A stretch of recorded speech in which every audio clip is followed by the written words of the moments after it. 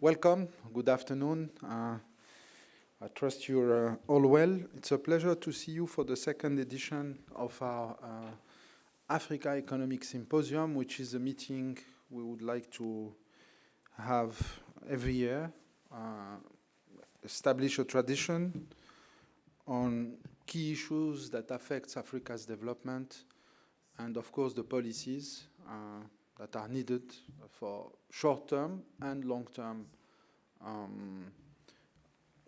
policies, but particularly with the view from the continent to establish our own narrative,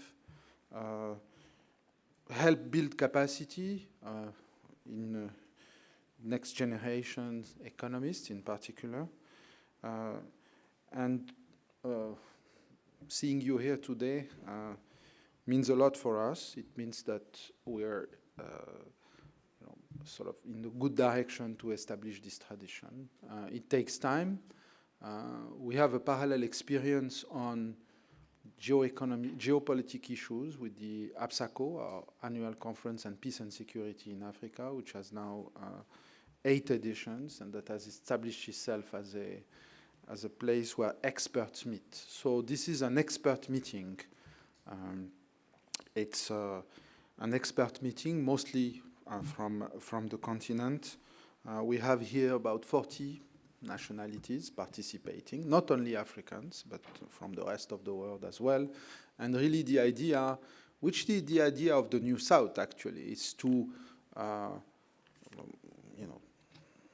sort of build our independence, our autonomy, but while still being in a partnership spirit with the rest of the world. We don't see this as an antagonistic way of looking at the rest of the world. So it is important, and this is what we mean by the New South. That's not the South against the rest. It's really the South being responsible, taking its fair share also in the in the world affairs, not just incantation or being against, but also assuming fully the new spaces that have opened up at the global stage. And we are meeting in a context. This is not taking place in a vacuum. This meeting is taking place today in July 2024. And our policymakers around the continent are facing complex, difficult challenges. The first one is a more open environment, as I was describing, but as well as more challenging environment. In fact, it is difficult to be responsible. It is a bit difficult to grow out of teenagers. Leaving your parents' home. It's fun, it's freedom, but it's also challenging. And I think this more open world, with its complexity, with its also side effect, negative externalities, such as fragmentation, the China-US rivalry, some of the international institutions being taken hostages by its rivalry are affecting Africa's future. You can see it through the negotiation on the climate, on international development finance, the role of the World Bank and other institutions. You could also see it on many other fronts. International cooperation on global development, on the fabric of public good is also being difficult. It's also being taken hostages by those rivalry. So that's first a difficult global context. It's happening also at a time where monetary policies in advanced economies have been more, with higher interest rates that have affected external finances in many countries. Some of the countries are already under a program with the IMF. Some others are on the brink of getting into programs, and others are seriously constrained in terms of fiscal space. Monetary policies and fiscal policies are becoming more difficult. complex balancing acts, navigating through this difficult environment. And for some of our countries, of course, defense spending have been increased. It's a general trend around the world, but it's a specific trend, and it's even higher for some of the countries, particularly in the Sahelian band.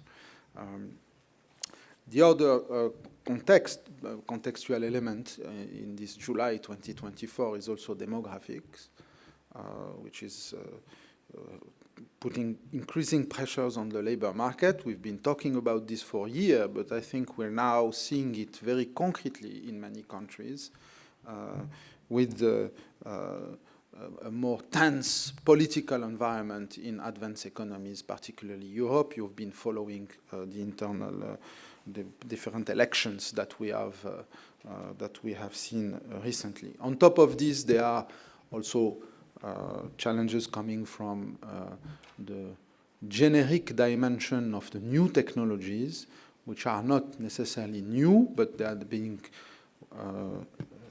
generalized in many fields across the board, and this generic characteristic is affecting also policies in many ways, but also, of course, politics, notwithstanding the climate, of course, that is now as well sort of being concrete. There are, of course, hopes of Africa's sort of place in the world. Africa is courted by the rest of the world.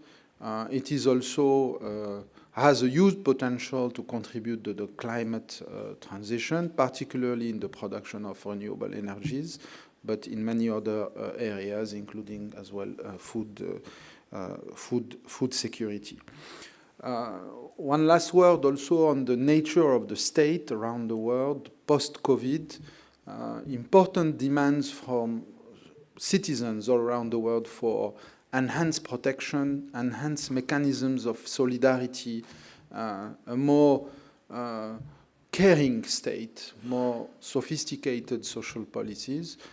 In Morocco, there is an ongoing policy that is trying to generalize social protection to all citizens. It's of course costly in fiscal terms. It is complex to implement with fairness and efficiency because it has to do with the quality of the health system. But I think this is something that's to be observed very closely, and particularly also the introduction of a form of universal basic income. And I think we have a lot to gain from sharing our experiences in that front. This is another challenge that policymakers and fiscal policies will be facing over the coming years, but this is a strong demand from citizens all around the world, and that has been sort of shown, revealed by the COVID-19. Of course, challenges of development, and for a country like Morocco, escaping the middle-income trap, increased productivity, the demographic trend that is a little bit sort of more in line with what's happening in advanced economies, early disindustrialization, new forms of industrial policies that could be, when my days at the World Bank was almost an insult, which is now becoming fashionable. It's amazing also there's fashion in public policies and economic management. So all those topics will be at the agenda here, with a specific focus, of course, on financing, which is the theme of the year. But this is, very quickly some of the issues we are looking at very closely here at the Policy Center. It has been almost impossible to talk about those issues, since now 2 years without having discussions on the global geopolitics. So I'm sure it will invite itself in the various panels that we will have here. So once again, let me welcome you. Let me thank my staff, which I'll double thank at the end of this event if everything goes well. N'est-ce pas, mon cher Marcus?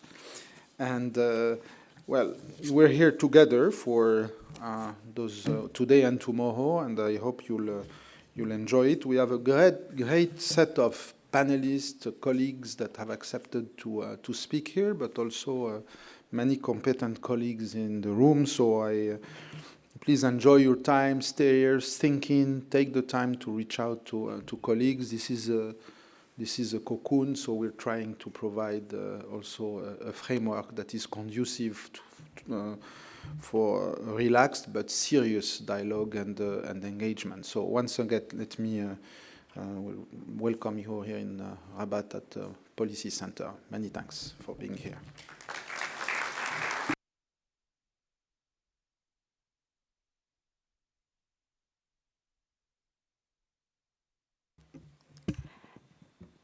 And now, please welcome to the stage Abebe Aemro Selassie, Director of the African Department at the International Monetary Fund, for a keynote address.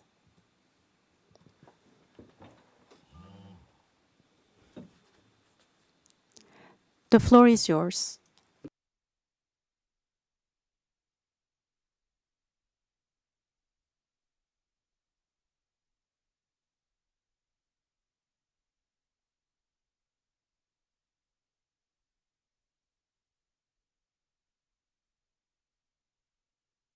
Me better? Voila. Okay. Let's see. Okay. Let me start again. Thank you so much for the invitation and opportunity to address this afternoon. To address you this afternoon on this second edition of the Africa Economic Summit. Really is a great pleasure to be back in Morocco. Fairly soon after the very successful IMF World Bank annual meetings we had here last October, hosted by the government of Morocco. As we gathered here then, almost a year ago now, policymakers were discussing their worries regarding the brutal funding squeeze they were facing and the impact it was having on financing development needs. This funding squeeze reflected several largely exogenous factors: the sharp tightening of monetary conditions globally, continued decline in official development assistance, and much reduced flows from China and other newer sources of financing. Playing off this, we've also seen domestic financing conditions tightening. And this, of course, has happened, as President Karim was noting a little earlier, as countries were trying to recover from the hugely adverse effects that the COVID pandemic had had on livelihoods. To this day, many countries in Africa remain on a path where output has not reverted back to the pre-pandemic path. As a counterpoint, most advanced countries already, of course, have reverted to their pre-pandemic growth paths. And last but not least, the surge in the cost of living, as elsewhere, has also been a source of huge dislocation in Africa, where poverty rates in much of the region, of course, are already unbearably high. In all, it has been and remains among the most difficult economic times for many African countries in a generation or more. And unless we find a way to deal with these challenges, more difficulties still are in store for our people. With the demographic dynamics underway globally, absent making sure that we devote the resources needed now to rebuild human capital and help integrate Africa into the global economy, it is not just slower growth and development progress in the region that is in store, but also much weaker and a less resilient global economy. With the stakes this high, what are the priorities and financing options to promote Africa's development progress? At the outset, I will ask for forgiveness for the generalizations I'm about to make. It is largely on account of the limited time I have been allotted. Our continent is, of course, highly heterogeneous, and the specific policy requirements of countries vary time and country specific. But there are some challenges that are quite prevalent across many countries, and the direction of travel broadly similar. In what remains of my remarks, I will talk a little bit about the objective of economic policies in our region, developing the development financing options, and then lastly, touch briefly on structural transformation.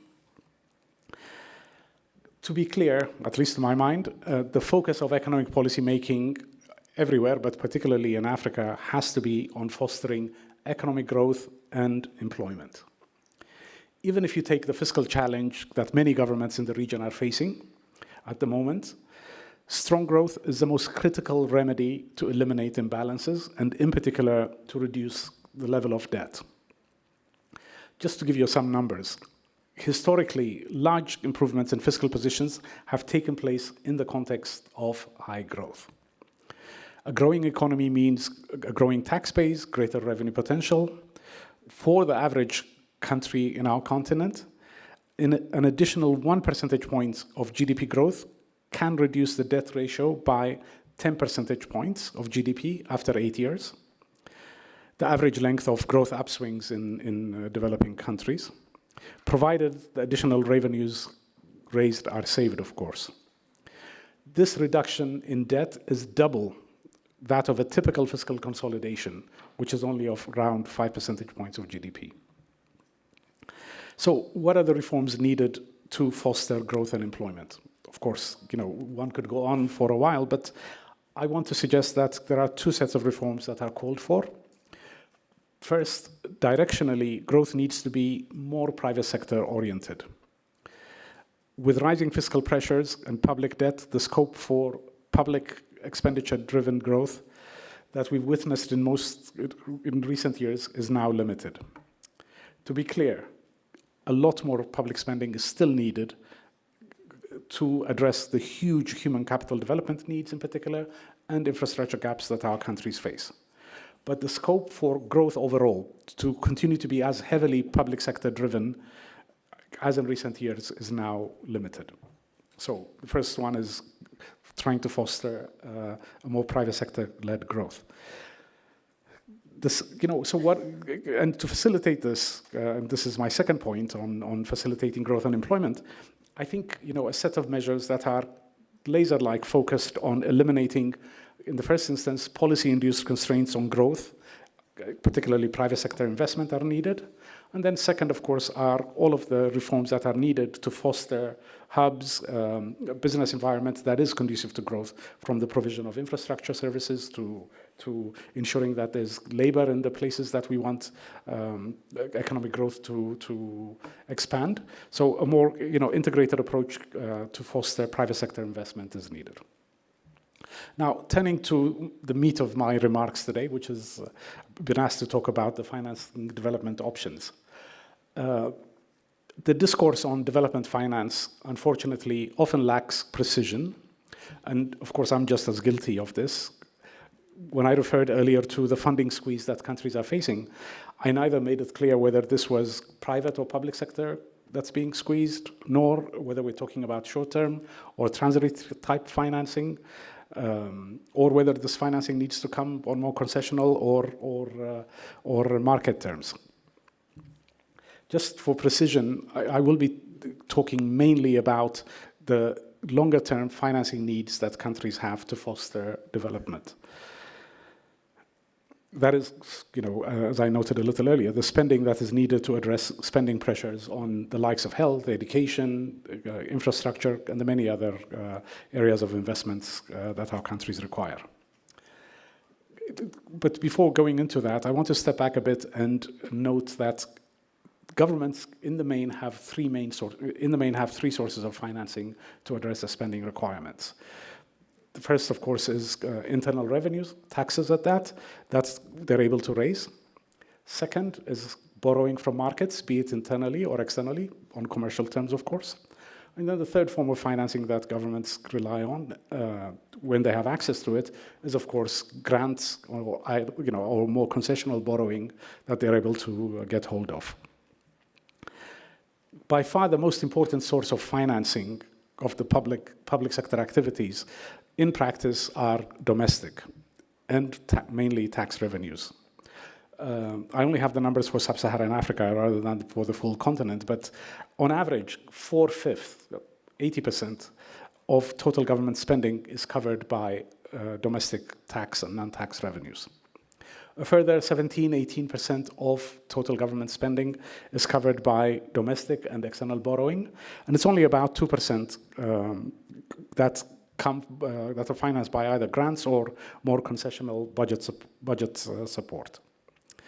There is, of course, as always, considerable variation around these numbers, but it shouldn't distract from the big picture here, where it's mainly internal resources that countries have to rely on to be able to address their development financing needs. That's been the case in the past, and even more so likely the case to be going forward.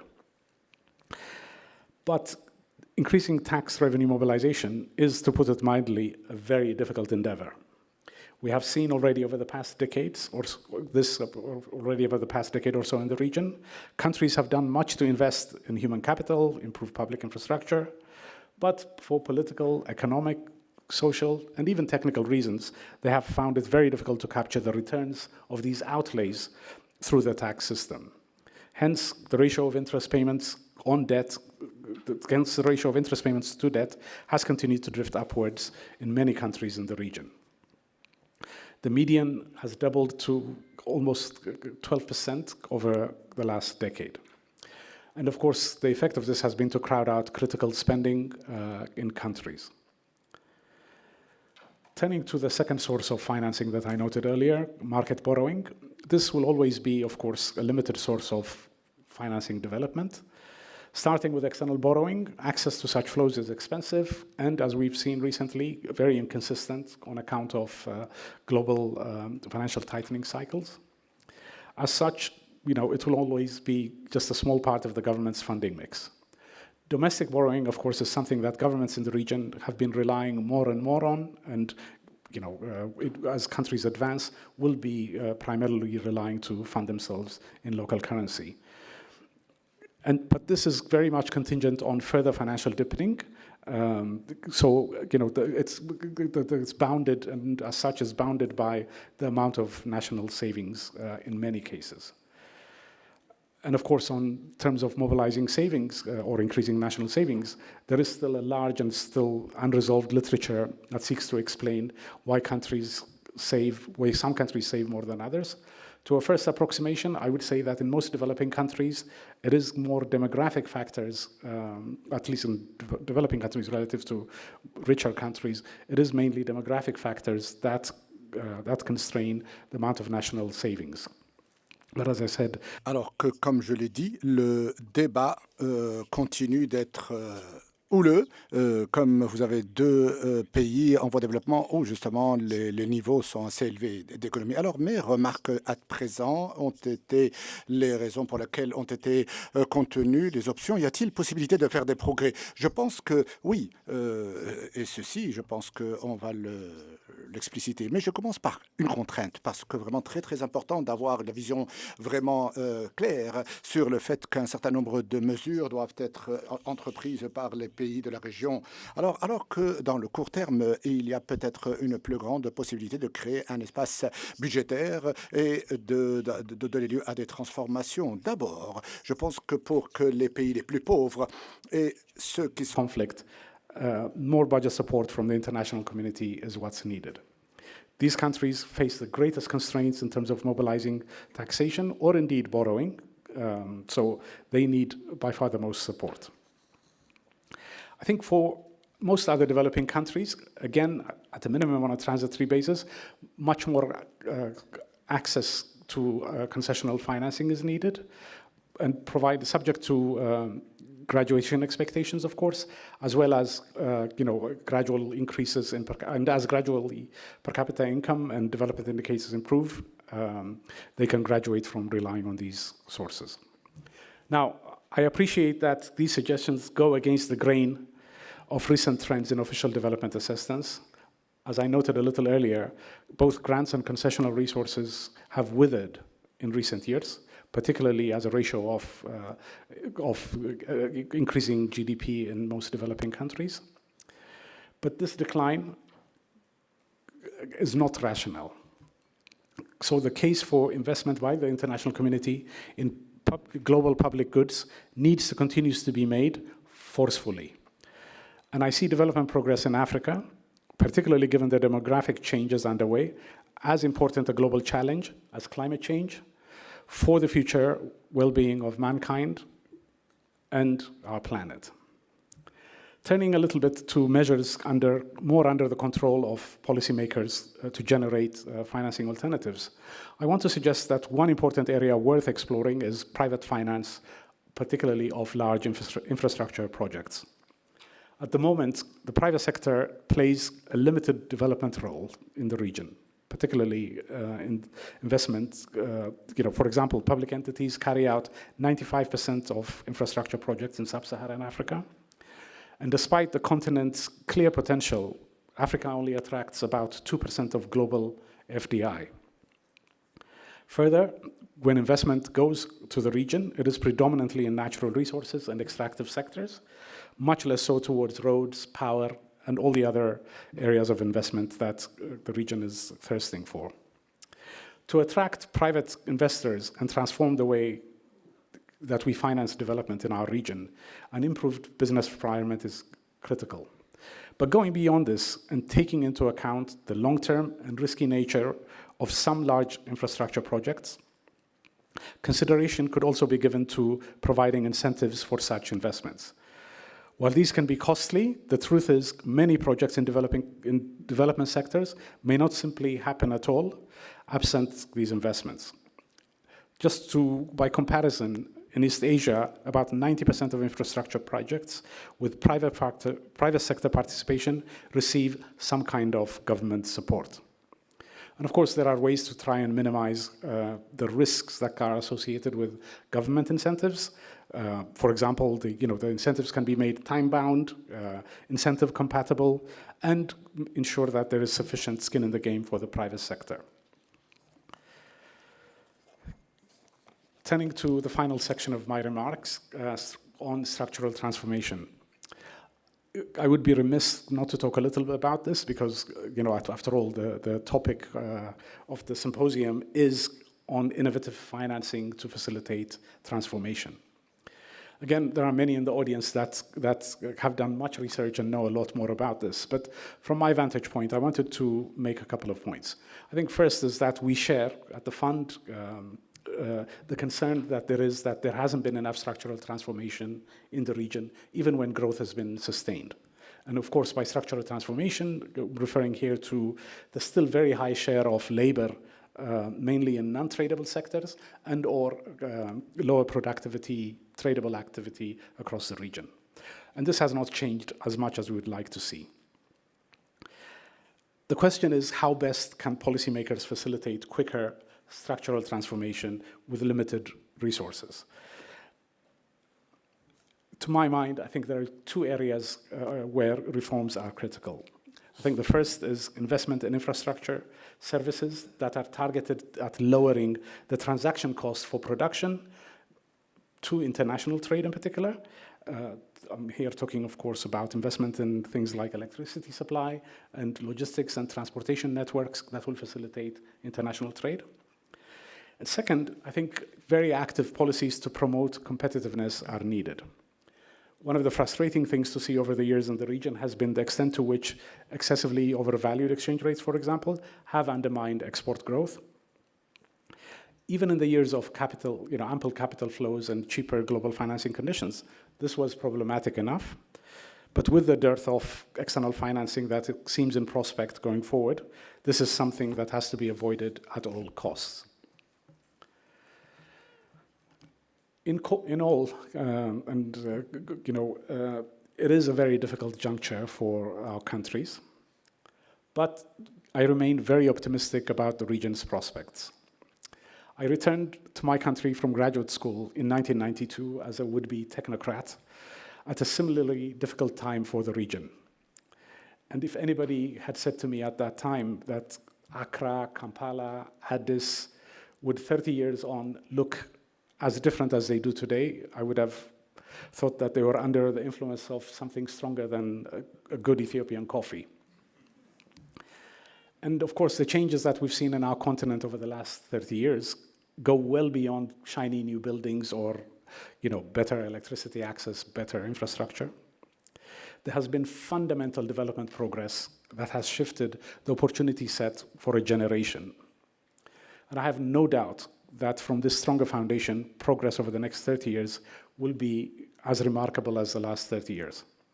But only if we work with each other in the region and, importantly, take tough decisions that the generation of policymakers in the 1990s did to facilitate all of the growth and progress that we've seen over the last 30 years. Thank you so much.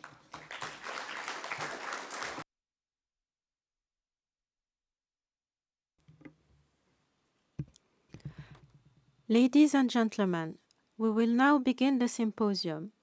Today's sessions will address macroeconomic policy challenges in Africa.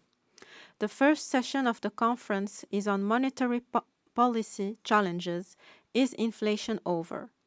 Please join me in welcoming to the stage the chair for this session, Mehdi Bartal, professor at Mohammed VI Polytechnic University.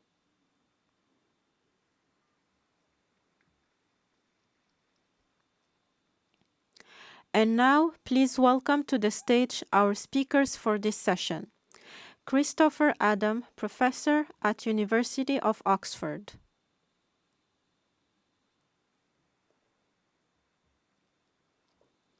Hassan Hachimi Alaoui, professor at Ibn Zohr University. And Christoph Weiss, principal advisor at the Economic Department of the European Investment Bank. Before giving the floor to the chair for this session, we will view a short introductory video for the panel. Although signs of resilience are evident across Africa, with inflation rates decreasing in nearly 2/3 of African countries, inflation levels remain stubbornly above pre-pandemic levels, squeezing the most vulnerable. This scenario prompts critical questions about the effectiveness of monetary policy in curbing inflation while sustaining robust economic growth. Furthermore, as central banks in Africa have adopted tighter monetary policies, countries are grappling with the new reality of high interest rates. Future monetary policy decisions by central banks will significantly impact macroeconomic conditions and shape the nature of economic landing of African nations.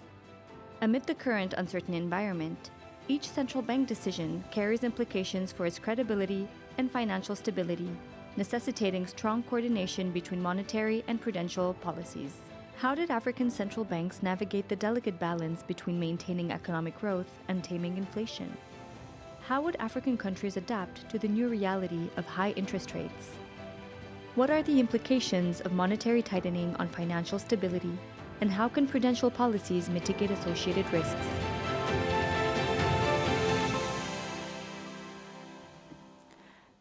Mehdi Bartal, the floor is yours. Merci. Mesdames et messieurs, bonjour et bienvenue à cette session consacrée. Gentlemen, good afternoon, and we're going to talk about the monetary policy and inflation. The context, I know all of you do know it. We have gone through COVID, the war in Ukraine. This has triggered an increase, a hike in prices, which is very worrying, facing an inflationist drift. As we have seen in the past, the central bank the world over have acted to increase their prime rate. Let me take Morocco's example. The rate has gone twofold between summer of 2022 and the spring of 2023. We've gone from 1.3% to 3% in less than a year. The rate has stabilized or plateaued for a certain period of time, for more than 1 year. And last June, the rate has gone down by 25 base points. So we are at 2.75%. And I would mention here this reduction of the rate, which is being justified to be in line with the objective of the price stability and preservation of the post-COVID recovery of the economic activity. I'm mentioning here, I'm quoting Central Bank of Morocco, Bank al Maghreb. Well, today we're going to take the time to analyze the experience of the inflation, which is still underway, with the zeroing in Africa. As you would have understood, Africa is our common denominator today. Among questions you will be asking, and it's going to be a free debate, where do we stand inflation-wise? This is the state of play of inflation. What lessons lessons can we draw from whatever activities and interventions of the central bank up until now, and what challenges lie ahead to be addressed in order to maintain the post-COVID African economies? To answer these questions, we have three high-caliber speakers whom, through their current positions and paths, know very well Africa. I will introduce them very partially, very quickly. I'm sorry, Mr. Christopher Adam, professor at the University of Oxford. Yes, please.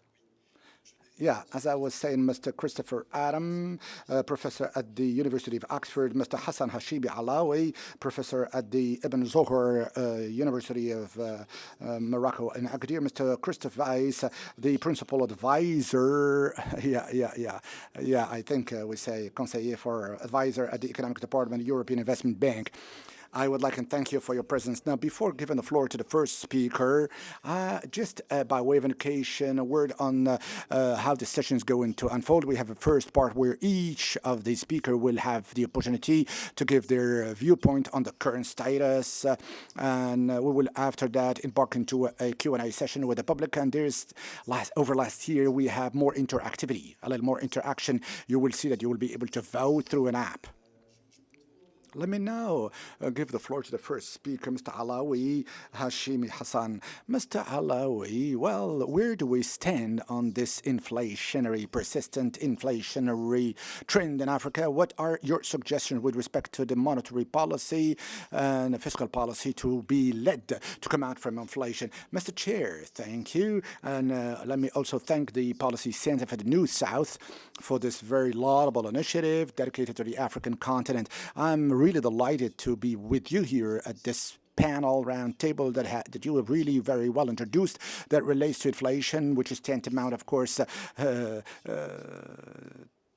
the following. I would propose to say a certain number of remarks with respect to the inflation which is underway in Africa, and continuing on with not really recommendations, but some tracks and avenues of thought that will be orientated towards improving the design and the implementation of the monetary policy in Africa. As you know very well, the policy-making quality hinges on the very quality of data, that is to say, data collection and the production of statistical data that are the basis for decision-making at central bank. And this has to do also with the monetary policy, the objective being, of course, the stability of prices, which is a moderate evolution of the general level of prices. But this is where we have a lot of problem in Africa. That is to say, the general level of prices, as has been collated in some African countries, does not always reflect the reality, nor is it reliable. Let me take, for example, the consumer price index, which is the indicator which is much sought after by the central bank in many a country. This indicator does not really reflect the level of the household's basket. The household basket is not always representative of the households of the whole country or the country in question. I've noted it in some of the African continent's countries. The perimeter of observation and also of the prices collection is very limited in some countries, of course, limited to some cities. I will not mention the name of the central bank, but there is a neighbor central bank which is using, of course, the consumer price index at a capital. So it is really mostly limited to the capital. And the consumer price index does not take into account the specificity of Africa, which is the national cost of life disparity. So this is a means and a way in which you have a lot of loss of information in Africa. We have also problem of weighing. I'm talking about the weighing of the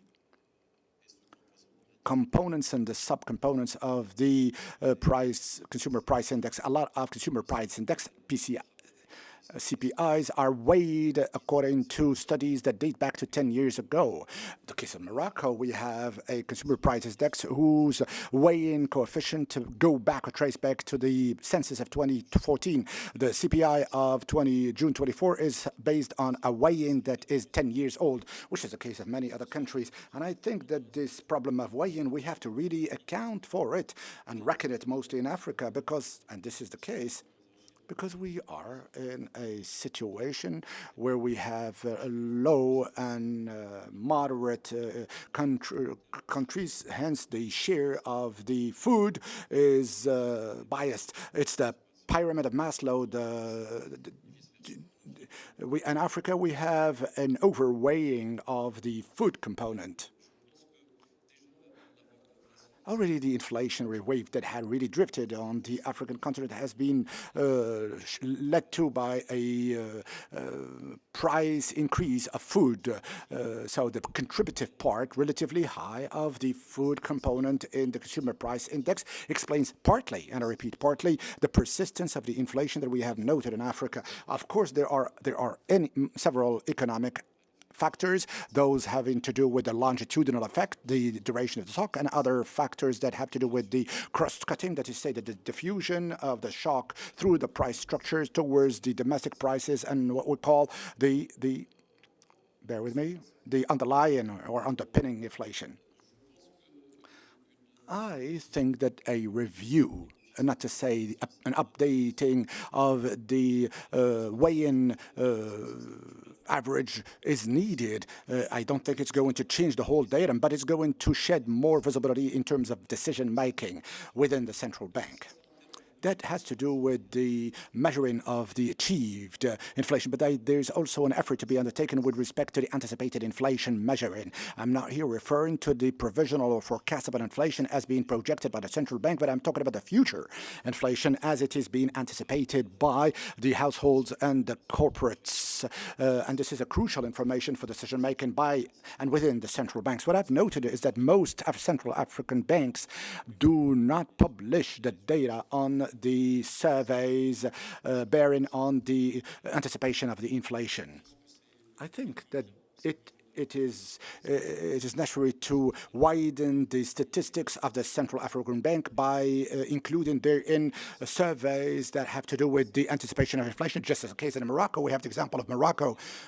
Albeit the survey made in Morocco is one led with the financial markets operators, but not the households. But when you have an information on the anticipation of the financial market, this is an information which is mainstreamed or integrated in the debit and the credit rate determination, which influences the decisions of consumption and investment, and which may influence on the macroeconomic aggregates. Whence the very importance of widening the paraphernalia of statistics by integrating the inflation anticipation system. And in resonance with the inflation anticipation, I think that the African central banks are called upon to be more transparent modeling-wise. It may seem to be a little too technical, but it's important for the general public. Within the meaning that the models, the parameters, the calibration used by the central banks must be, the general public must be apprised thereof for the academic research, if it was only to challenge them, and mostly for the financial markets operators, for them to mainstream them in their very models. This is very important because through these models they would make out their interest rates and anticipation of the inflation, because this will lead to a convergence of the anticipations, and we will be having anticipations that are consensus-based, and why not also rational anticipations, which is very important for the anchoring of the participation, and which is very important for the transmission of the monetary policy. I'm talking about transparency, of course, and one cannot talk about transparency without communication. And in Africa, there is a communication problem of the governors of the central bank, mostly with respect to two variables that are, as far as concerned, of course, key variables. First, the neutral interest rates, in the jargon or the terminal interest rate lingo-wise, and we need to know for a central bank to know the profile of the monetary policy. I was surprised to learn that some governors of central banks in Africa do justify it by the fact that we are in the downtrend phase of the monetary crunch that was started in 2021. We have central banks just like ours which is reducing the prime rate, and to justify that drop, some governors of the central banks are talking about, of course, the fighting disinflation. We're at a loss. Are we in a monetary tightening and crunch cycle, and we now in a phase of standardization / normalization, or were we in a terminal rate, that is to say the monetary policy was neutral, and we are in an expansionist monetary phase? So it leaves us a little perspective, and these may appear technical data, but it's very important for the general public because it makes it possible to gauge the profile of the monetary policy. This is very important, all the more so for the polemic that took place in the very first, in the aftermath of the monetary crunch or tightening that started in 2021 for some African countries. It was brutal, with significant increase of the prime rate, and it was smoother in other countries, mostly those countries that are with floating forex, foreign exchange rhythm, that wanted to align with the American and European tightening. But at the first time, there was a polemics on the effective eviction of the monetary policy on investment and growth. I think this polemic should not exist for a central bank. It is true that economic growth is a mission of the central bank, but the central banks must align its prime rate on the neutral rate. What is the neutral rate? Is the one that is most appropriated for the growth. The mission of the central bank growth-wise is to keep the prime rate around this interest rate or a balance which is most appropriate for investment, and in so doing it does contribute to the economic growth. So lest we do have this value, we cannot judge of the behavior of the central bank, nor can we judge of or issue any opinion on the direction or the orientation of the economy, mostly so that during the post-COVID era, some central banks were in an expansionist monetary inflation policy. They were having already low interest rates. Maybe the increase of the interest rates was only a neutralization somehow of that. So as long as we don't have that value, we cannot judge and make any judgment on the monetary policy, and we can fall into polemics that confuse the structural with the time bound. So these are fluctuations with medium-term reducing effects versus the economic growth. Now, there's a second variable in respect of which the central bank are quite reticent, mostly in those economies operating in a fixed foreign exchange. This is the target for the inflation.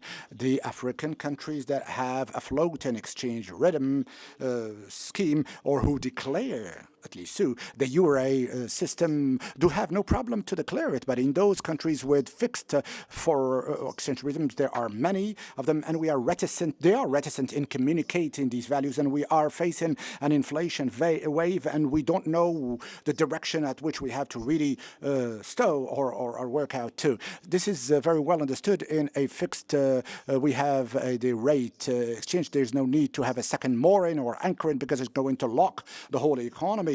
But even in a fixed exchange scheme, there is an implicit, as it's called, inflation, which is imposed, which is deducted from the medium term of the parity of the power of purchase. There's inflation that we can deduct or draw, even if it is not explicit. It is one which is targeted and which commits the central bank. Communications-wise, I think an effort is certainly necessary. And I'm here referring to transparency. I am also referring to communication, all of which to really increase the credibility of our central bank, knowing that the credibility of the central bank cannot be built upon through only communication, but also by signals sent out. I think that some signals that have been mentioned by the central banks are not very amenable, mostly in 2022 when we were at the peak of the inflation lot of governors of central banks have been, not to say, of course, dismissed. They have been ousted from their position. So this is not a very good sign because it sheds some discredit on the central bank. And a lot of texts and enactments and bylaws of central banks in the case in point Tunisia's made it possible, of course, to improve the budget deficit. This is an action that could shed discredit on the central bank and really imperil the monetary policy's credibility. To conclude my presentation, I think that quality of information-wise, transparency, communication, credibility are the mottos, the key words in these very dire straits and difficult times to improve the efficiency of the monetary policy in Africa. Thank you, Mr. Chair. Thank you very much. As you have summarized yourself at the end, I'm going to directly give the floor to Professor Adam. Mr. Adam, tell us, what's your diagnosis on the current inflation in Africa and on the challenges that it is raising before the central banks? This is quite an open-ended question. First of all, thank you to the Policy Centre for the New South for this invitation. It's a real pleasure to be here, meeting some old friends and meeting new friends for the first time. As you can tell, I'm going to make my intervention in English. I hope this doesn't put too much of a tax on the translators. And I'm going to focus my remarks more on sub-Saharan Africa than the continent as a whole. And just picking up a couple of points from the previous speaker, more of my comments will relate to countries that operate under flexible exchange rate regimes than under fixed exchange rate regimes. So I apologize in advance if that's a little bit exclusive. I want to start at a sort of more kind of elevated level, a sort of 30,000-foot view of some of the challenges that countries are facing. And just observe to start with that the world in general, and sub-Saharan Africa in particular, has exited from a period of historically very low interest rates. So low interest rates during the period from the end of the global financial crisis. And during that period, there was a very substantial accumulation of debt, in particular sovereign debt. This is particularly true in sub-Saharan Africa and emerging markets in general. And we saw during that period the first forays into Eurobond markets, for example. And this was a time when, I guess, the risks of deflation were more present than the risks of inflation. And it was a period where economies benefited enormously from favorable debt dynamics, where the cost of capital was relatively low, growth was higher than it had been historically, and so the capacity to roll over debt seemed much more feasible. So many of you will recall that sort of important sequence of papers by Olivier Blanchard and others on public debt in an era of low interest rates. And some of the lessons there were highly relevant. I would make one other point at this sort of looking back is the very substantial success in monetary and fiscal policy coordination in many countries during the era of COVID. And if you look at the data, the capacity for the authorities to coordinate effectively in easing the fiscal stance and the monetary stance in a coordinated fashion was a really impressive response to an unprecedented crisis that hit the world and many countries in particular. But that's by way of history. The history has a legacy, the legacy in particular being the large accumulation of public debt.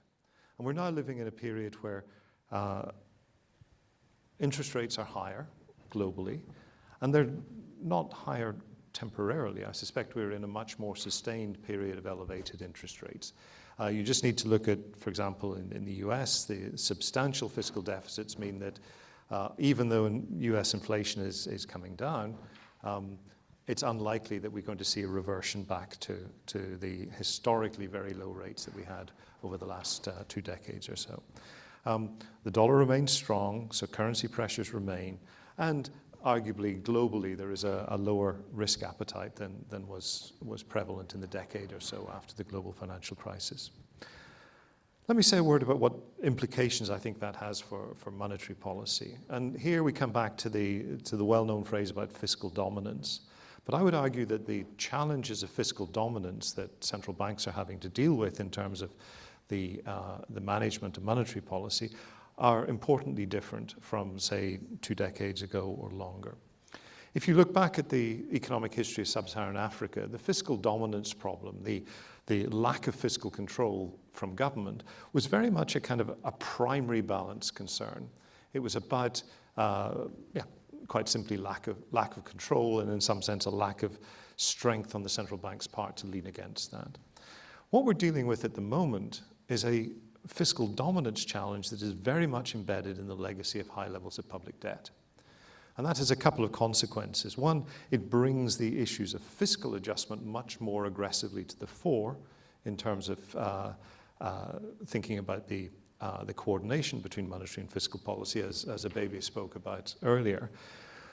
And I think the second point is that it changes the political economy of monetary policy in quite an important way, so that central banks have essentially got their head well above the parapet in a way that they hadn't had in previous decades. If you go back 20 or 30 years, a central bank lived beneath the radar quite substantially. But now that it is the institution that is setting prices through the policy rate, I mean, not setting prices, setting the price of money through the policy rate, the central bank is very much in the firing line in terms of the political economy of monetary policy. The idea that debt service costs or interest costs account for the major share of government revenue is a highly political and highly contentious situation for countries and policymakers to find themselves in. So it has a big impact on the political economy of policy making. It has a big impact on how you think about the interest rate channel of transmission in monetary policy, that much more of that interest rate channel is operating through the fiscal accounts, the public accounts. And this creates really important distributional tensions between, so intersectorally today and intertemporally, the pressure to adjust primary balances by adjusting, for example, investment expenditure at the expense of future growth. And the third implication, I think, of this new form of fiscal dominance is that it draws central banks into increasingly unconventional approaches that are typically not as efficient as could possibly be the case. So there's much more direct crowding out.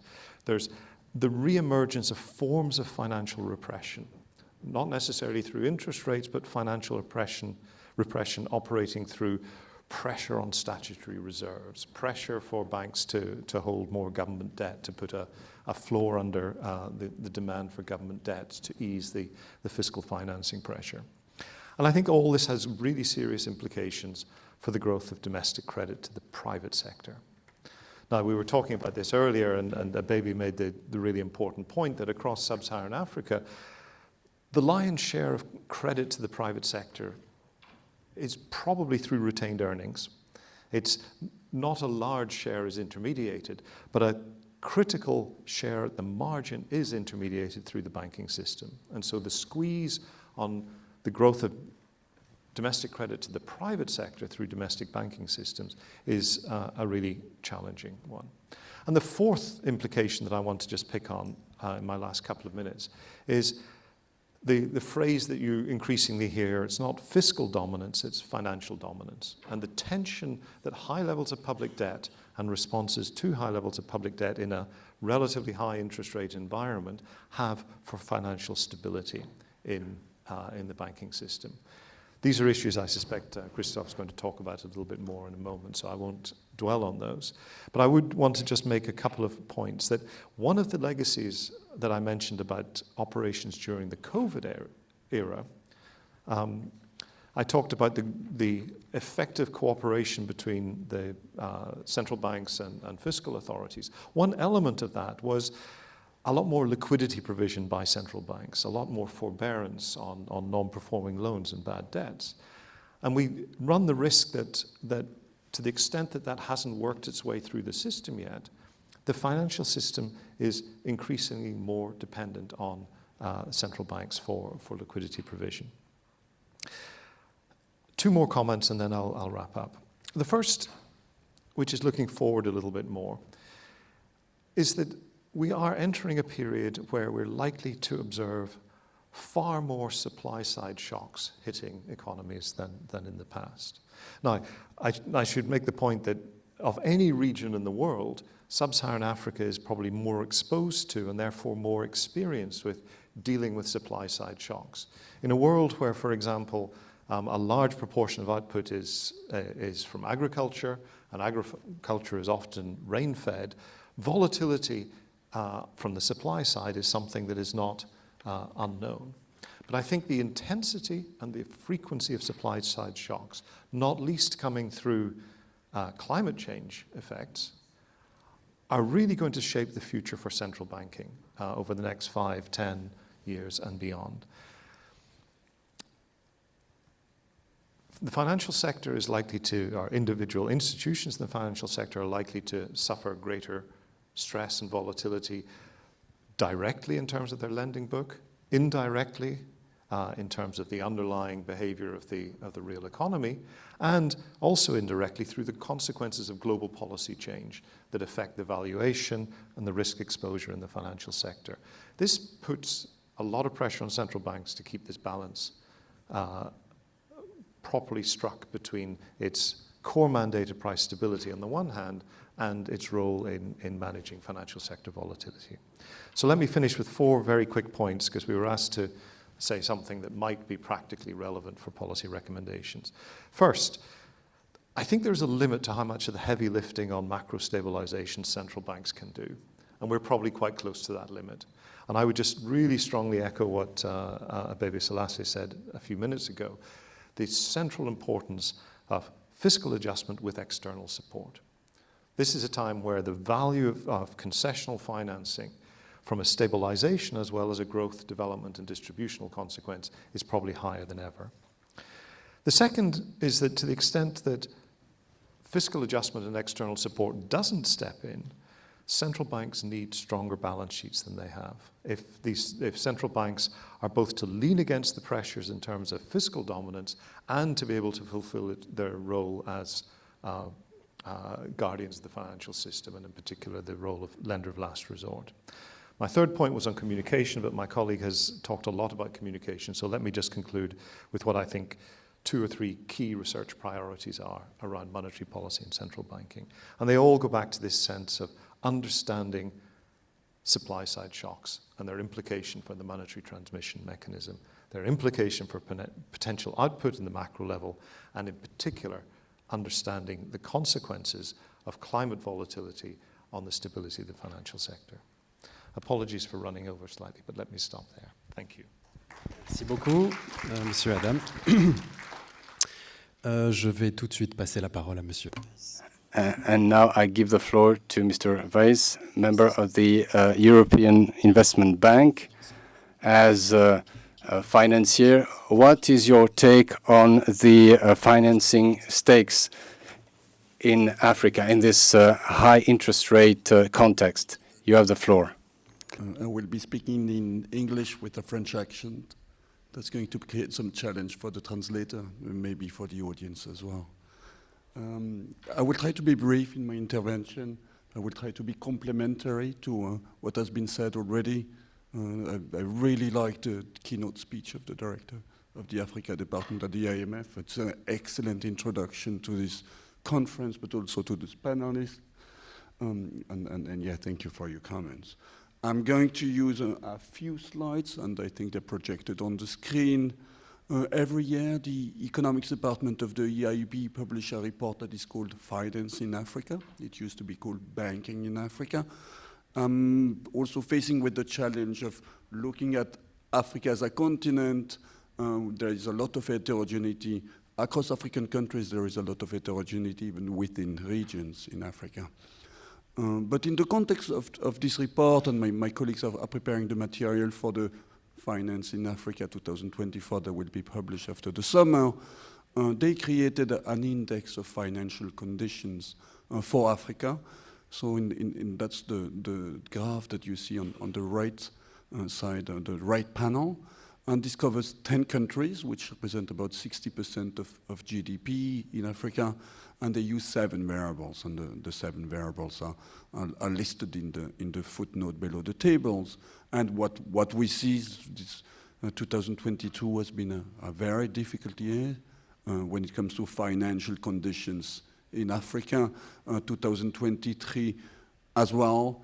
And we do see a small recovery. So this index is based notably on monthly variables. So in 2022-23, Africa financial market were affected by the tightening of global financial conditions. I think Christoph emphasized that the synchronization of the increase in policy rates across African countries, but more globally, was unprecedented. It's something that we have rarely seen before. It was also to fight a common challenge in Africa, but also elsewhere was a very high inflation, very high food inflation, but also very high non-food inflation. And so central banks decided jointly or simultaneously to take action to address the very difficult issue of inflation, which also often affect disproportionately poorer people in the population. But they had to do that in a context of weak growth. And it's easier to increase policy rate when economic conditions are stable.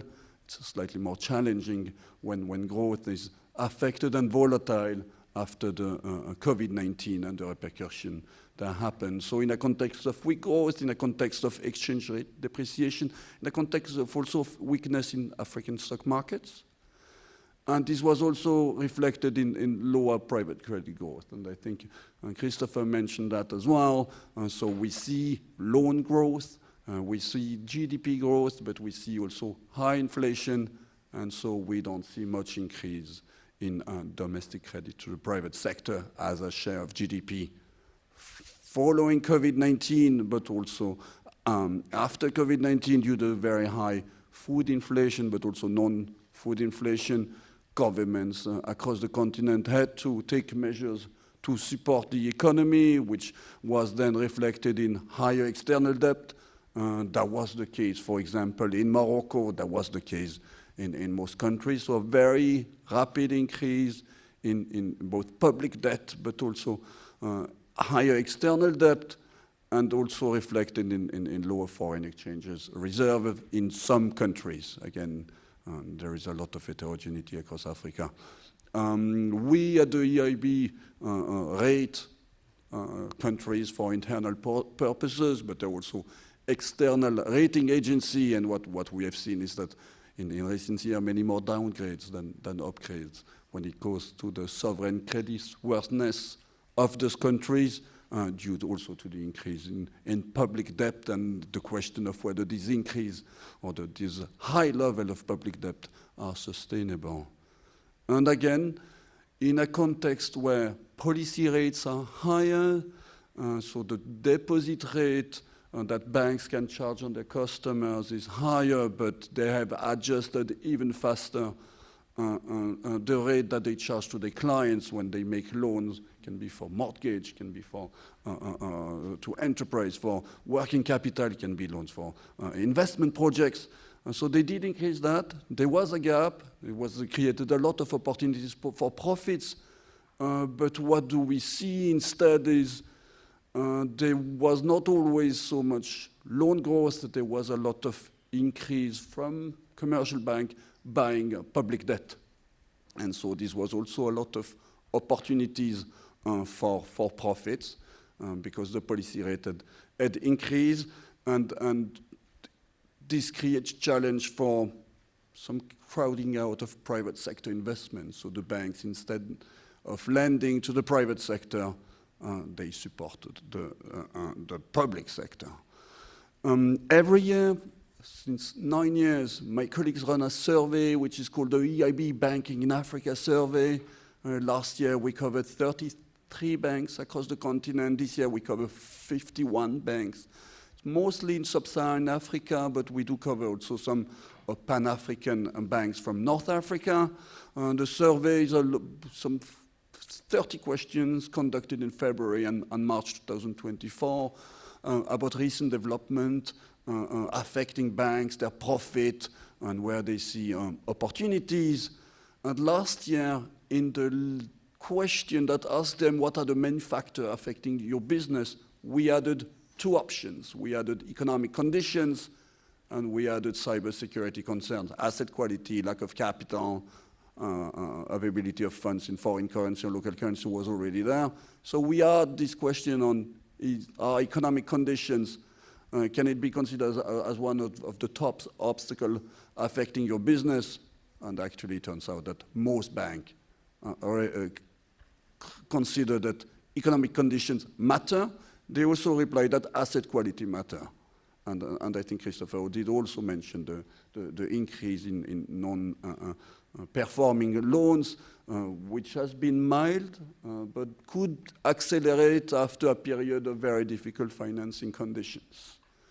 We also ask banks, what are your funding sources, or what kind of instrument did you use? So this is not the share of the total, it's simply, do you use this instrument or not?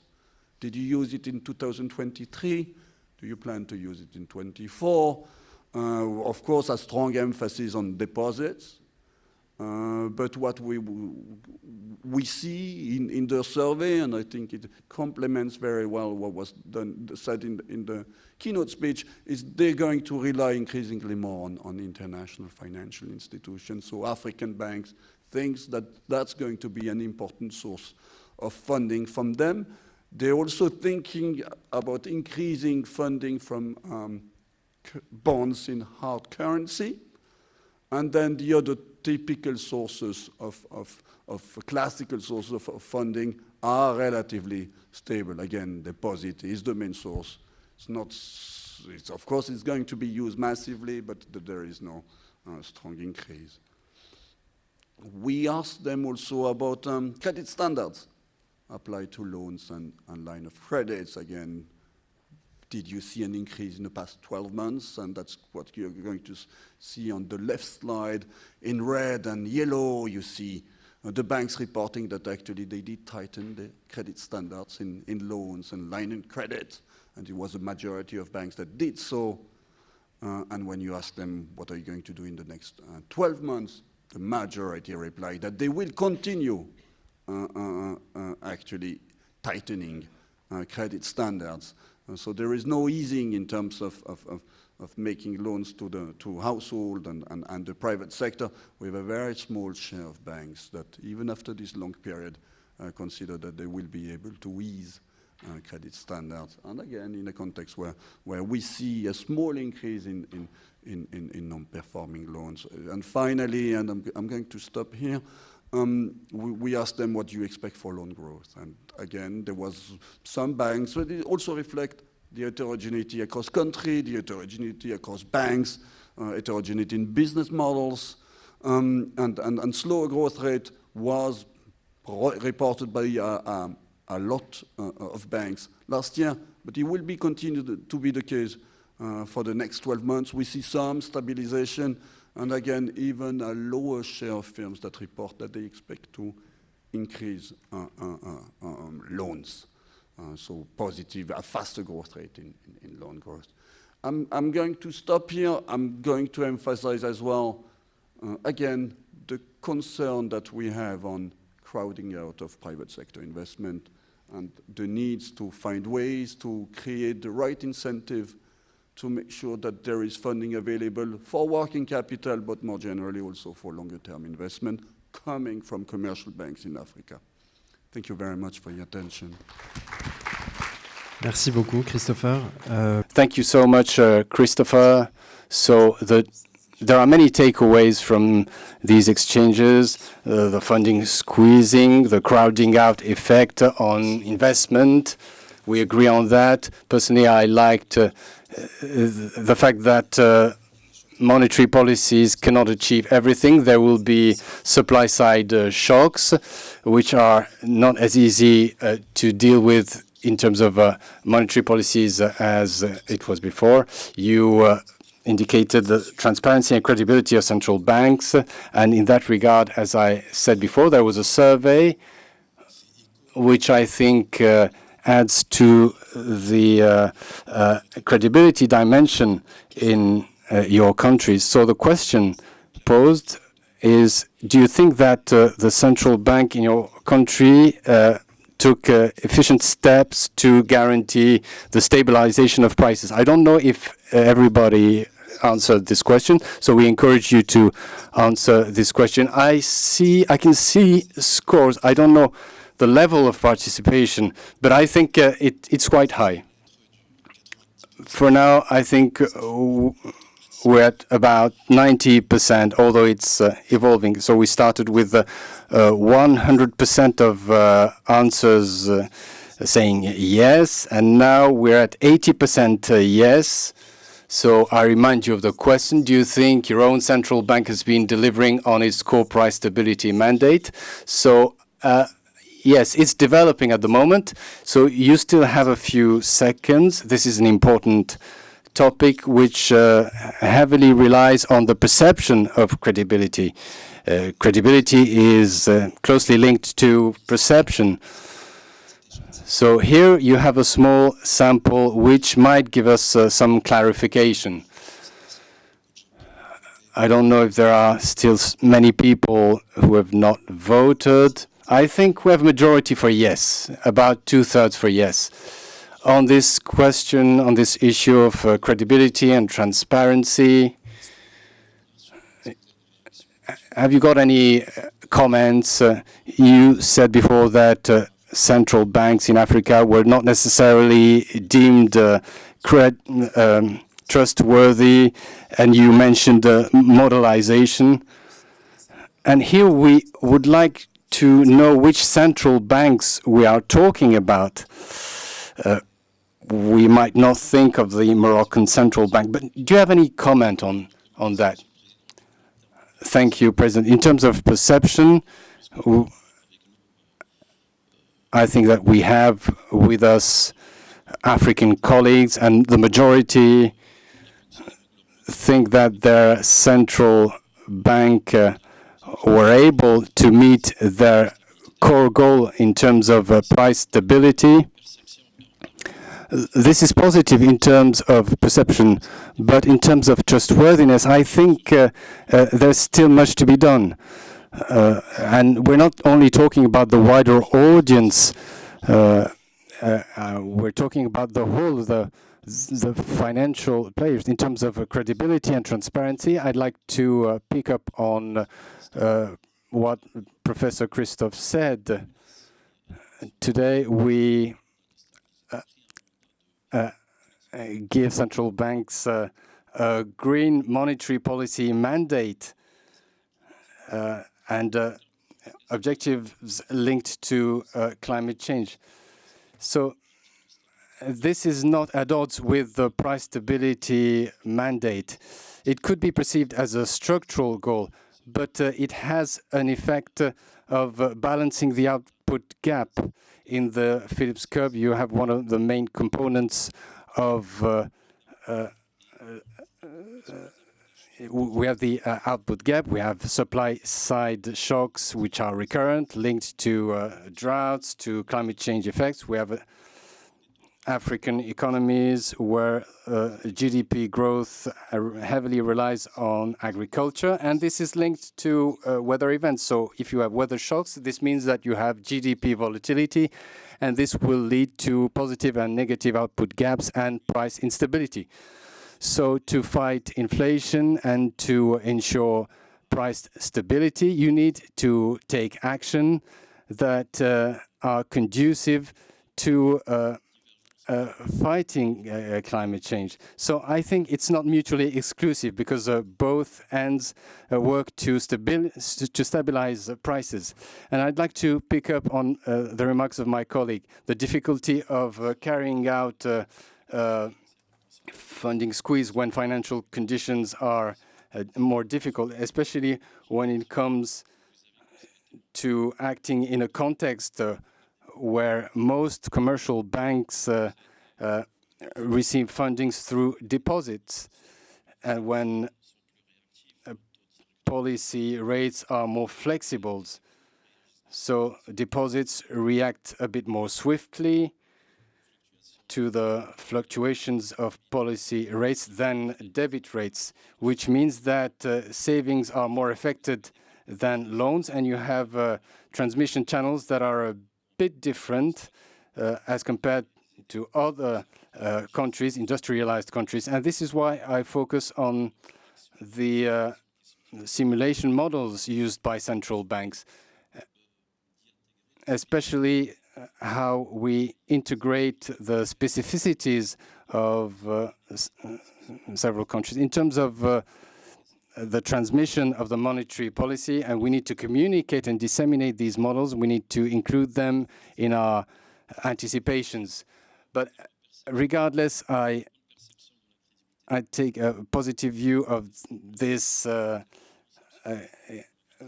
positive perception of central banks' actions. If you want to react. Of the euro area, so I would probably reply no to this survey. But more generally, and to complement to what you were saying, we have been very impressed by how effective Bank Al Maghreb was. I'm currently the country economist for Morocco. I used to cover French-speaking West Africa and Central Africa before that. And there as well, we have seen incredible challenge for monetary policy and in a difficult environment and with a fixed exchange rate, and the response were adequate, but very often with a strong heterogeneity even within the region, even within the monetary areas. And so I think the challenges are diverse, and at the EIB, of course, something that is very important to us, and coming back to Morocco, but also other regions of Africa, is how to take into account the physical risk of climate change and the transition risk of climate change. And I just wanted to emphasize that in April, I believe, there was a very nice report published by Bank Al Maghreb together with the World Bank on the implication of physical and the energy transition for monetary policy, but also the banking sector. And so, yeah, I congratulate if anyone in the room was associated with this report. Thank you. Merci. Je pense qu'il est temps de se tourner un peu vers... Thank you. Let's move on now to the question and answer session. I suggest we take 3 questions, and we might take additional questions afterwards. Yes, please, sir, go ahead. I'm a senior fellow at the Poly Center. My question is about the external factors. Right? We live in a very complicated geopolitical moment in the world with the war in Ukraine, you know, the situation that you have in Gaza, and also a process where we see basically many countries fighting against the whole issue of globalization, in the process that we see somehow a demonization of China and the way China is doing things around the world. So we do see that process going on, and somehow we hear words like de-risking, all the things that we have seen, somehow trying to slow down the process of globalization. Now, how can central banks fight with these external factors that are going to affect, you know, domestic production, since China has become not only the factory of the world, but the world's largest market? So how are central banks going to be able to secure that these external factors do not really damage their domestic situation in a way that can be not irreversible, but will have a wait for many years? Thank you. Merci beaucoup pour votre question. On va passer à la deuxième question. Je vois une main là-bas. Donc on collecte 3 questions. Ensuite. We will get a round of 3 questions, and then... Fatmata Jabi. I'm from the Gambia, and I'm a soon-to-be PhD student in political science and global affairs at UMCSP. I just wanted to touch on what Professor Alaoui spoke about which is the direct impact of inflation and public debt on the lives of the ordinary citizens. Recently, we've seen the events happening in Kenya, where President Ruto decided to come up with the financial bill in the hopes of paying the public debt, which is about 68% of its GDP.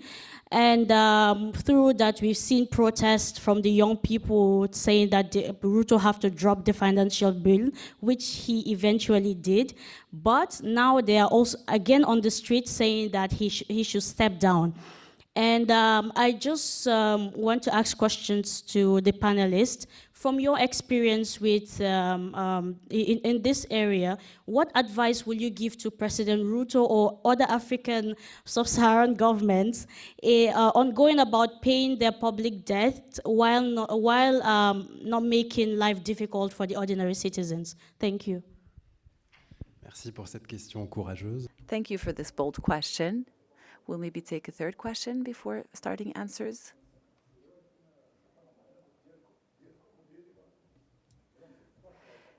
If you could kindly introduce yourself. For your quality intervention today. My name is Zohr Belmahi, and I am a graduate from the International University of Rabat in International Finance. And my question is basically related to climate change and the role of central banks in encouraging more climate-wise decisions.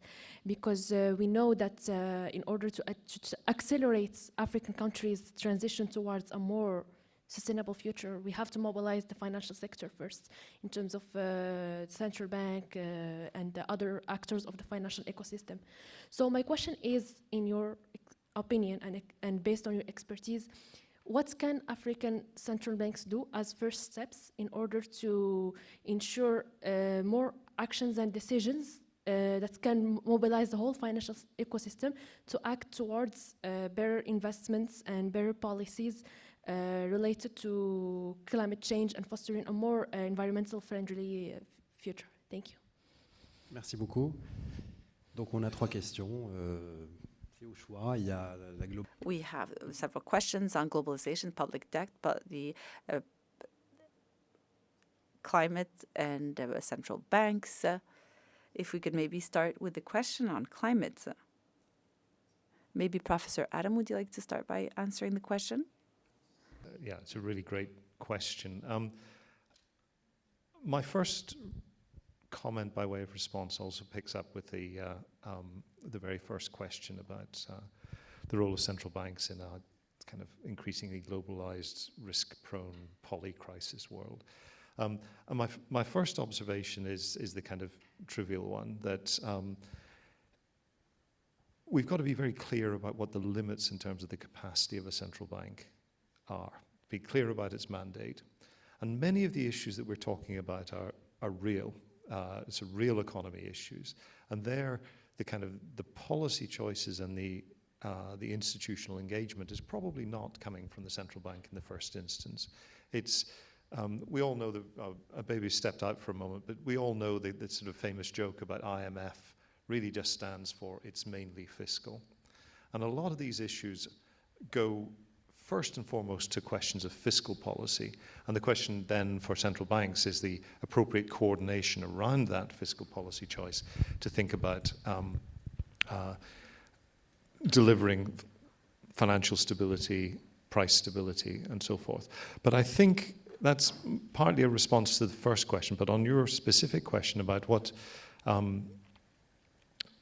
the particular or specific role of central banks in thinking about a transition towards global net zero and individual countries' contributions to that, both in terms of adaptation, mitigation, and in particular the transition processes through which countries are hoping to go. And I think the key issue is that in some respects, nothing has really changed. The core obligations on central banks in some sense are similar, but the orders of magnitude and the scale has changed very significantly. So if I were to characterize the challenges, they are kind of twofold. One is this point about supply side shocks. We're going to be operating in an increasingly more volatile environment. And the question for central banks is, what implication does that have, both for their conduct of monetary policy in a world where economies are hit by more intense and more frequent shocks, possibly emanating through climate change? So what does it mean for their monetary policy operations? But also, what does it mean for their financial sector prudential regulation?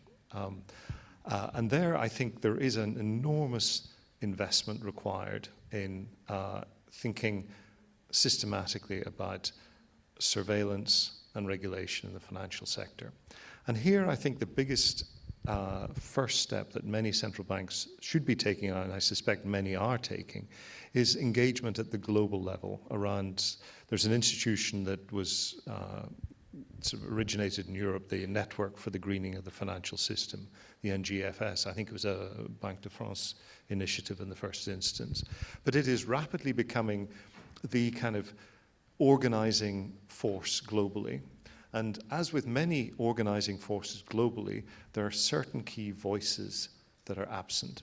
And I think a priority move is to ensure that there is appropriate voice from the countries in this region in the NGFS to be engaged in the questions about how do we think about scenario planning, how do we think about approaches to surveillance, to taxonomies in terms of classification of types of assets, how do we think about applying current tools of capital adequacy and financial regulation in the face of climate volatility. How do we think about systematically about the risk of stranded assets on the balance sheets of banks and their companies that they're funding? So I think the primary obligation, I think, is to engage in the global conversation. And that means having sharp elbows to some extent. The NGFS, I think, is doing quite a good job, but it's quite inward-looking, and it's up to countries of this region to shout and get brought around the table on that. So I think that's probably the most important thing. And I think then translating these kind of action plans and best practice advice into domestic policy formulation in central banks becomes the natural follow-up from that. Thank you. Merci pour votre réaction. Thank you for your reaction. Mr. Hachimi, would you like to maybe add a few words? Thank you, Mr. Chair. So I would like to answer the question asked by our colleague from, and I'd just like to reassure you, it's not only Kenya, but in fact, it's Tunisia, Egypt, or Algeria also have the same dynamic. It's also the case to a certain extent in Morocco. There's the fiscal dominance, or where the sort of fiscalization of the budget and fiscal policies, and which means that in many African countries and in low-income countries, well, generally we tend to see the central bank as an institute that is here to push currency, that is first and foremost there to finance this budget deficit. And so generally the governor of the central bank doesn't tend to be independent from the executive, so they are under the control of the executive, and the executive hence incurs a very high budget deficit. So the central bank is here to hedge this deficit. So lots of dispute, lots of conflict have occurred in 2022, and they have happened in the past in Zimbabwe, for instance, with a backdrop of populism. So there's always these are always heads of state, which tend to have tendencies that are more populist and tend to wish to ensure the sustainability of their regime. And so they have a vision that strays away from the technical nature of these monetary policies. And so and in fact, the term used is very accurate, and that was used by the professor. There seems to be a politicization of the interest rates. Now, the fact of changing the lending rate becomes a political issue. And so when you change the lending rate, you're then considered or deemed to try to tap into the, public spending. And so there are some central bank direct governors in Tunisia, for instance, that didn't, because they were challenged for increasing the lending rate or the currency exchange rates, and so, because this has an impact on inflationist shocks, there have been some agreements on the possibility of maintaining interest rates and to try to conduct the fight in that direction, because it's true that in African countries a lot more the aid and aid and so in fact in Morocco too the budget there's first and foremost a fiscal aid that was given into Morocco grants, for instance these tax exemptions that were given to importers and whatnot, and different tax incentives that are introduced by the government, whose purpose is the price stability. So if you have a central bank, it's a lot more to back this the budget policy or the fiscal policy of the state. This is why I'm talking about the budgetization of this of fiscal policy, because in many African countries nowadays we have central banks, including in Morocco. And it's quite esoteric. You have central banks that increase the lending rate, but they purchase treasury bills, so which is quite interesting. So you inject liquidity by purchasing treasury bills, but at the same time you're increasing the lending rate, and which is quite contradictory. But this bears witness to this fiscal dominance that is very specific to African countries. And I believe that there has been a sort of awakening, and for instance, Zimbabwe, which has used where they said that if they wanted to relaunch the economy, well, it was important to give people money, and so they started printing currency. But if you're a net importer, and so you want to print currency, you're going to consume what you have, and so what you have available. Well, if you want to import, you won't have any currency, because this currency that you've created does not have and is not offset from the outside. So seems to be this greater awareness from heads of state, which compels greater coordination. In fact, I'd like to comment on the point made about coordination. There must be coordination at the African level between central bank governors and for monetary policy, but also macroprudential policies to manage financial markets and for financial stability. And so this coordination implies greater awareness-raising efforts. And so with respect to communication, there needs to be a simple and clear communication between the technocrat, the central bank governor, and the head of state, which is a political figure who doesn't necessarily have a technical background, who needs to understand. And so to convey the message, it needs to be a very clear and concise communication. And this is where there can be a consensus on an actual policy making or a policy mix, as the speaker, between the fiscal and monetary policy that is adapted and optimal. Thank you. Thank you. Anything to add, Christoph? I'm not going to reply directly to the question on China. I'm going to have a more regional view. But if you think about Morocco and the expansion of Moroccan banks, which now have more than 20% of their assets outside Morocco, so across Africa, I think there have been where activities outside Morocco were a source of profit, but also in regions with higher risk.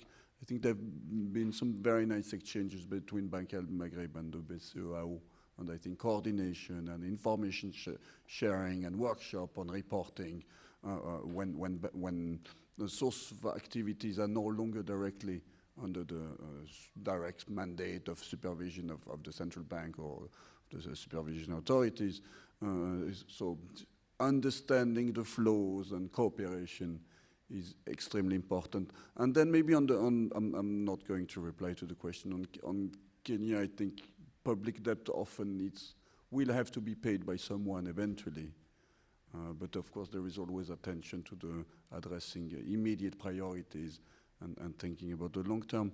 Then on the question of climate, so what we did at the EIB, working with Moroccan banks, was to help them develop risk system, but also when it comes for the front office for business on climate change products. So taking into account climate change in their risk system, developing the tools to better understand how to address those risks, but also seeing it as an opportunity for lending. And I'm not thinking only about lending to large energy-intensive industry or large company. It was more developing the business case for climate-related lending to SMEs and mid-cap, but in particular SME.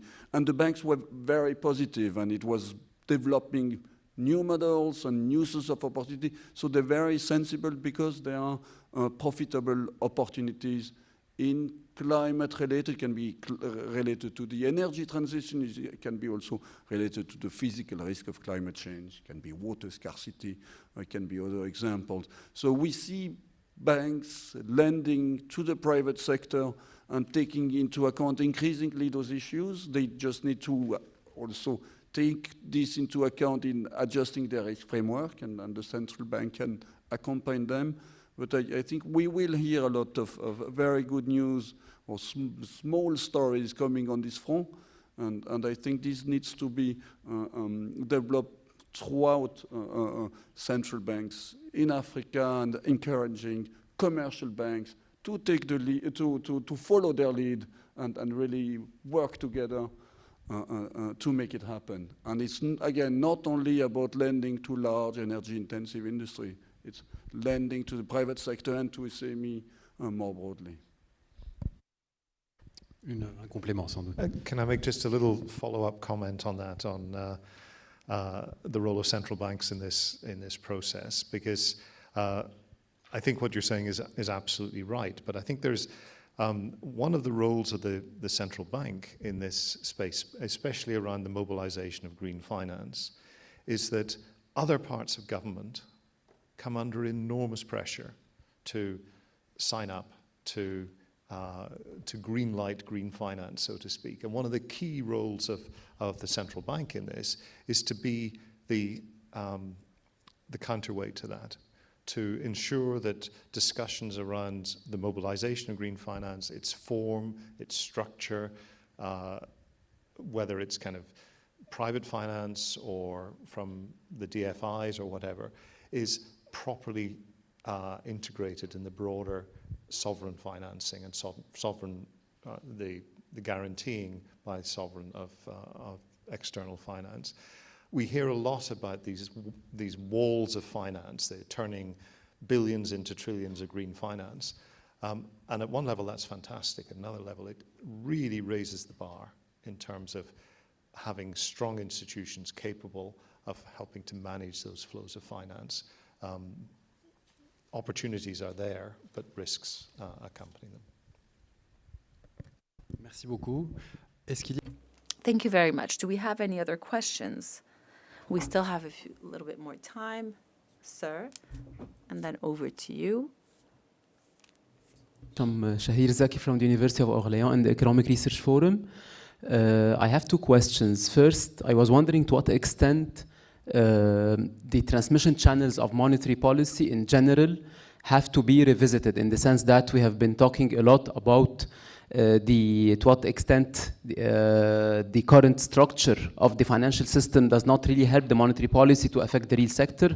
But in addition to this, what are the other dimensions that have to be in a certain way amended or reformed to make the transmission channels of monetary policy more efficient? That's on the one hand. And on the other, I was wondering also to what extent central banks will be really serious to take into account the climate change issue, in the sense that we have seen so far, and you have highlighted this, that most of the central banks in Africa are still stuck in the traditional problems of volatile inflation, the fiscal dominance, and the lack of loans to, for instance, to SMEs and to the private sector in general, and so on. So are we really too optimistic to the extent that such a setting will help central banks really move to a climate-friendly monetary policy or not? Thank you so much. Merci pour votre question. Thank you for your question. We'll take a brief second question because we only have 5 minutes left. My name is Sudwak Akmanan from SOAS, University of London. My question is about the credit assessments, environments of global financing. In recent times, there have been concern that the credit risk assessment of African countries, it's unfair and unfavorable. And even the president of the African Development Bank also stated that. There is reports that the credit assessment of African countries cost African countries billions of dollars. In your views, is the credit assessment of African countries unfair? And what do you think can be done about that? Thank you. Merci beaucoup. Je donne la parole. Thank you.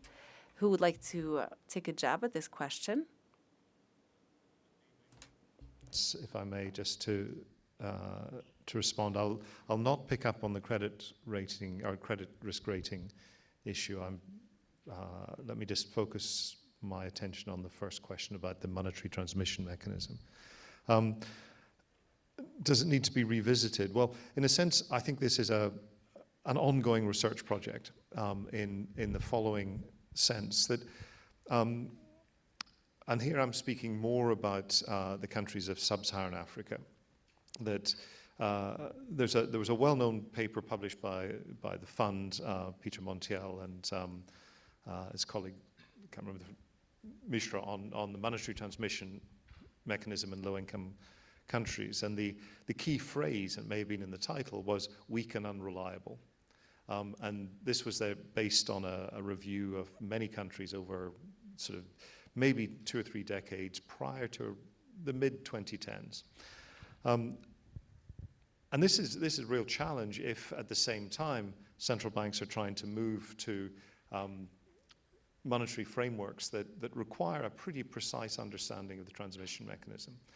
And so that evidence was often used as a pushback against the sort of move that many countries, certainly in East and Southern Africa, were taking to move towards kind of interest-based inflation targeting frameworks for monetary policy.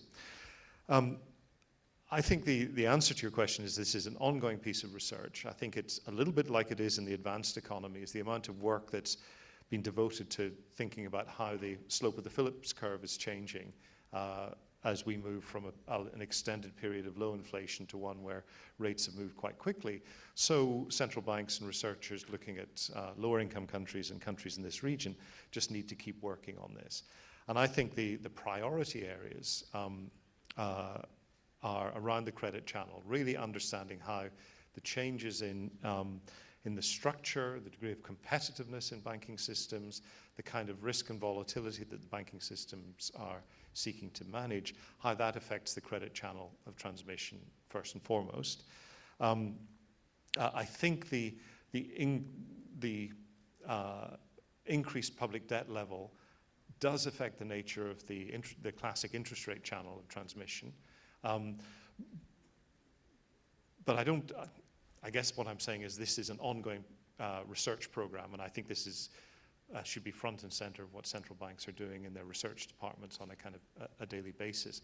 I'm not pessimistic about it. I think this is what research does. It refines and it refines, and if work in this area complements the investment in communication and data, then we move closer and closer to increasing the effective monetary policy despite the increased volatility in the environment in which these institutions are operating.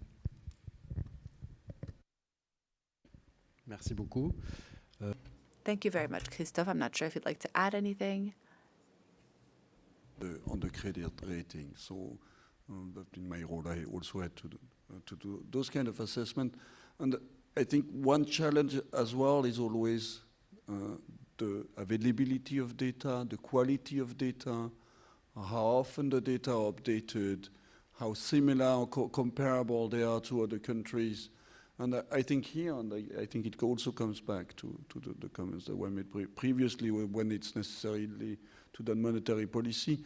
More generally, I think it's very important to make very serious investment in data in the new world of artificial intelligence and opportunity for data collection that maybe we didn't have before and that's also available for country. But I think here the quality of data and the availability of data would also make it easier to be better able to make more appropriate credit rating assessment, I guess. Merci bien. Merci. On arrive à la fin de cette session. Thank you very much. We are reaching the end of this session. Thank you to our panelists. Thank you, ladies and gentlemen, for your kind attention. And let's now turn to monetary policy challenges. So now we shall proceed to fiscal policy. Panel to remain on stage for a panel photo.